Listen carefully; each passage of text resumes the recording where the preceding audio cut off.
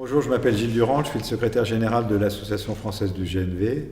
C'est une organisation qui réunit en fait toutes les parties prenantes de la filière du carburant gaz naturel et biogaz. Donc on retrouve bien évidemment des énergéticiens, on retrouve des constructeurs de véhicules, des équipementiers de la filière gaz et véhicules, des collectivités locales et des sociétés de transport de personnes et de collecte d'ordures ménagères. Alors, je suis très heureux d'avoir été une nouvelle année invité par les organisateurs de Biogaz Europe. Il est clair que pour nous, le développement du GNV doit s'appuyer sur le biogaz, et notamment sa version épurée, le biométhane. Nous prévoyons, dans un plan que nous avons présenté au pouvoir public il y a quelques semaines, d'incorporer 40% de gaz renouvelable dans le gaz carburant à l'horizon 2030. Et ça, c'est une transition énergétique qui va s'opérer dans le temps et surtout avec des coûts économiques maîtrisés.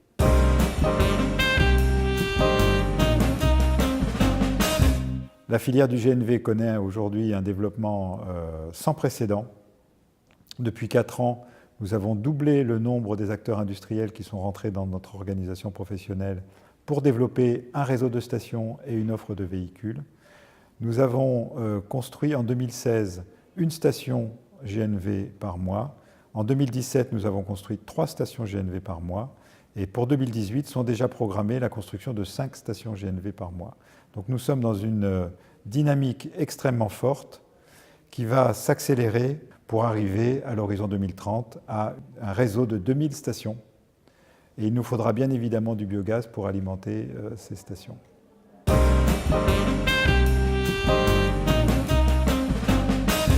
Alors le déploiement du réseau GNV en France, donc, que nous prévoyons à l'horizon 2030, s'appuie sur différents volets. Il y a d'abord un volet industriel, puisque en France, nous avons le premier réseau de stations poids lourds, et nous avons surtout des industriels leaders en Europe dans le déploiement des solutions gaz, que ce soit dans les stations, que ce soit dans les véhicules, que ce soit dans les équipements. Nous avons en France des champions industriels qui ont tout à fait la faculté de pouvoir exporter le savoir-faire français à l'extérieur de la France.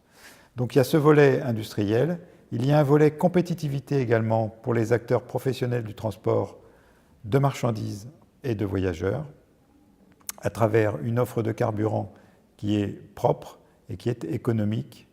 Et il y a enfin un volet environnemental avec la dimension renouvelable du gaz naturel carburant, qui offre à la fois la valorisation dans le traitement des déchets, qui offre à la fois le maintien d'une activité agricole avec des petites installations qui auront des compléments de revenus avec l'exploitation d'unités de méthanisation, et qui offre également un volet sur la qualité de l'air qui va être amélioré grandement, puisque le gaz naturel et son pendant, le gaz renouvelable, n'émettent que très peu de particules et très peu d'oxyde d'azote.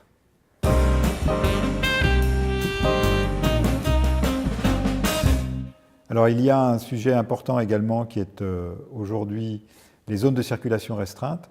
On voit un certain nombre de villes, petites ou grandes d'ailleurs, mettre en place, en tout cas prévoir des circulations interdites aux véhicules diesel.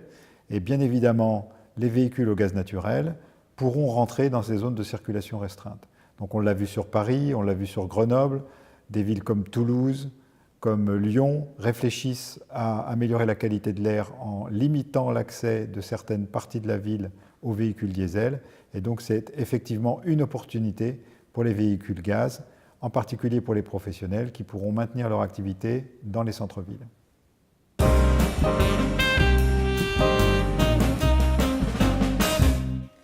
Nous travaillons actuellement avec les pouvoirs publics donc, pour la préparation de la loi d'orientation sur la mobilité. Donc, nous avons bon espoir que des signaux forts seront donnés en faveur de la mobilité gaz naturel et biométhane, carburant.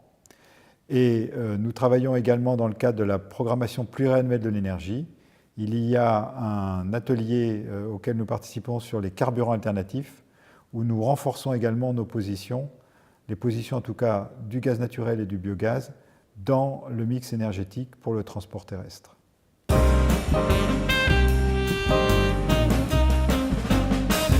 Le gaz naturel est une solution qui existe de très longue date. Il y a plus de 20 millions de véhicules aujourd'hui qui circulent dans le monde au gaz naturel. L'Europe est en retard, mais aujourd'hui, depuis quelques années, la France est en train de prendre une position de leader au niveau européen sur le déploiement du gaz naturel pour les véhicules industriels. Nous avons bon espoir que notre filière industrielle rayonne en Europe, puisqu'aujourd'hui, l'Espagne, l'Italie, le Portugal, l'Angleterre, le Benelux se développent rapidement dans le domaine du GNV pour les véhicules industriels.